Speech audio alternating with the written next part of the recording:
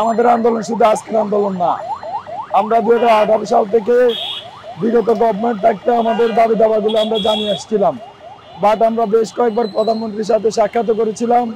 তিনি একটি কমিটি গঠন করে দিয়েছেন, কিন্তু সেই কমিটি কোনো ধরনের কাজ করে নাই।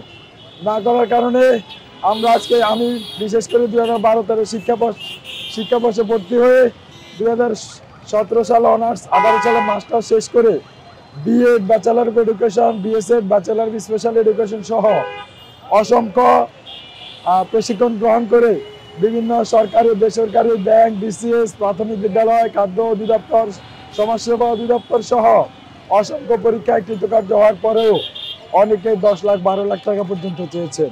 কিন্তু আমি তো এমনিতে গরিব। আমরা জানেন দৃষ্টি প্রতিবন্ধী ব্যক্তিরা অন্যান্য প্রতিবন্ধীরা অত্যন্ত নিম্ন মধ্যবিত্ত পরিবারে বসবাস করে, তাদের এত টাকা দেওয়ার মতো সামর্থ্য নয়। তাই আমরা যে চাকরির আবেদন করব, সেই আবেদন করারও আমাদের অনেকের ক্ষমতা থাকে না। তাই আমরা আজকে 2025 সাল আমরা মনে করেছিলাম যে ইন্টারিম গভর্নমেন্ট আসার ফলে আমাদের প্রতিবন্ধীদের ভাগ্যের পরিবর্তন হবে। আমরা বলতে চাই, দেখেন 2020 সালে যে সার্কুলার হলো, 2022-এ 37,574 জনকে প্রাথমিক বিদ্যালয়ে নিয়োগ দেওয়া হলো। সেখানে আমি আমার লক্ষ্মীপুর জেলা সদর থেকে 1624 জনকে নির্বাচিত করা হয়েছে। সেখানে আমি একমাত্র ব্যক্তি। ভাইবা দিয়েও ভাইবাতে যখন যাই তখন তারা বলে আরে প্রতিবন্ধীদের কোটা নাই। এই কোটা না থাকার কারণে আমি মেধাবী হওয়ার পরেও আমি আমার নিয়োগ বঞ্চিত হয়েছি। তারপরে জেলা শিক্ষা অফিসার 10 লক্ষ টাকা আমার কাছে দাবি করেছে।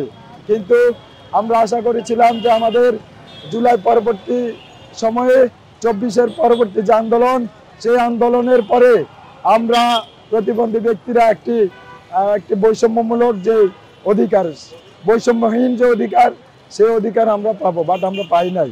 আমি সমগ্র দেশের জনগণকে আমাদের বন্ধু হিসাবে পাশে থাকার অনুরোধ করছি। সেই সাথে আমরা 19 অক্টোবর শাহবাগ জাতীয় জাদুঘরের সামনে থেকে আমাদের অবস্থান কর্মসূচি ঘোষণা করি এবং সেখানে আমাদের ধারাবাহিক যে কর্মকাণ্ড সেগুলো আমরা পরিচালনা করছিলাম।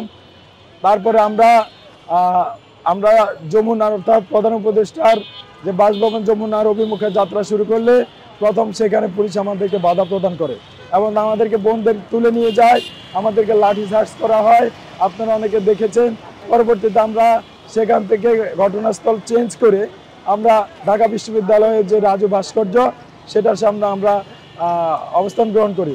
আজকে পর্যন্ত আমরা 5 দিন এখানে আমাদের যে ভাই বোনেরা, আমরা রাত্রে এখানে কাটাই, দিনও এখানে কাটাই, সব সময় আমরা এখানেই থাকি।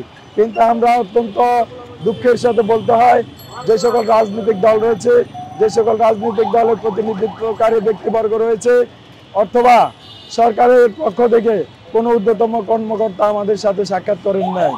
তারপরে ডাকসুর ভিপি সাদিক ক্যাম্প ভাই সহ আমাদের প্রতিবন্ধীদের মধ্যে থেকে এখানে কার্যনির্বাহী সদস্য রাইসুল ইসলাম সহ আমাদের দলে আমাদের আন্দোলনকে সম্মতি জ্ঞাপন করেছেন এবং সাদিক ক্যাম্প ভাই যিনি অত্যন্ত আমাদের অধিকারগুলো বাস্তবায়নের জন্য চেষ্টা করেছেন, সমাজ কল্যাণ উপদেষ্টা, সমাজ কল্যাণ মন্ত্রণালয়ের যিনি উপদেষ্টা রয়েছেন শারমিনা এস মোর্শেদ, তার সাথে আমাদের 2 দিন সাক্ষাৎ করার পরেও তিনি ব্যস্ত থাকা আমাদেরকে সময় দিতে পারেন না।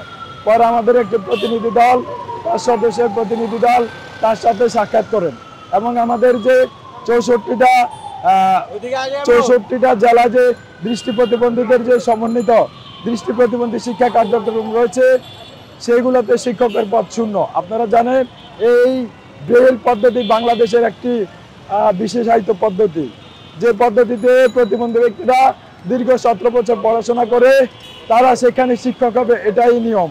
কিন্তু সেখানে আমাদেরকে না দিয়ে অপ্রতিবন্ধী যারা টাকার বিনিময়ে তাদেরকে সেখানে দেওয়া হয়। মাননীয় সমাজ কল্যাণ উপদেষ্টা তিনি আমাদেরকে বলেছেন আমরা আমাদের দাবি দাবাগুলো আমাদেরকে কোথায় দেওয়া যায় সে বিষয়ে আমাদের আহ্বায়ক আলী হোসেন ভাই তিনি বলেছেন যে আমাদেরকে চাকরি দিতে হলে তার গবেষণা করতে হবে। কিসের গবেষণা করতে হবে সেই বিষয়ে আমার প্রশ্ন রয়ে গেছে, তিনি আসলে এই উপদেষ্টা পদে থাকার যোগ্য কিনা।